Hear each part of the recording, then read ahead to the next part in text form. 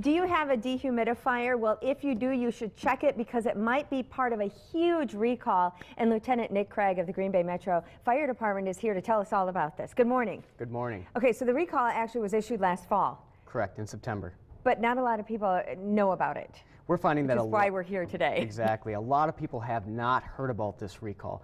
We're talking about 325 incidents to date that have been reported, 71 fires, 2.7 million in fire damages caused by these dehumidifiers. By a dehumidifier, and not just one particular brand either, right? 12 major brands, including Kenmore, Frigidaire, DeLonghi, Solaris is the one that I had. So a lot of brands that people have in their homes today.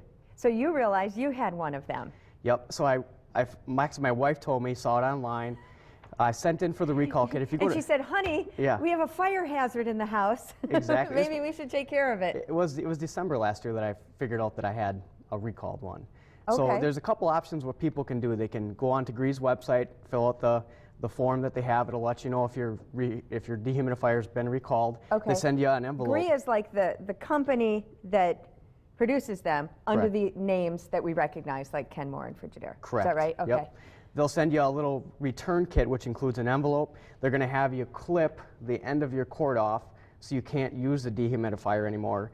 And that is also a concern because we assume that possibly people may be trying to sell dehumidifiers down the road on Craigslist. So if you're buying a used dehumidifier, make sure that it hasn't been recalled. Make sure that it has the original plug in the end.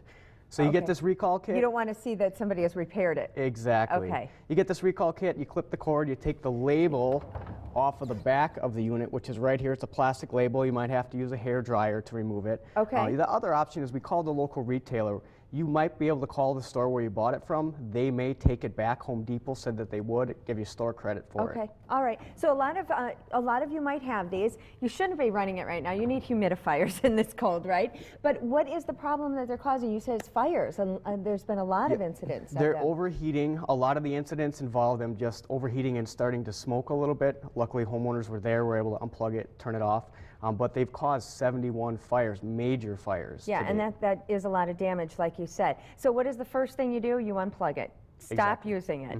And then the next thing is to peel that label off or contact the company. And we have a number for you. Let's show that and give people the number to call. It's 866-853-2802. Now, when did you send in yours?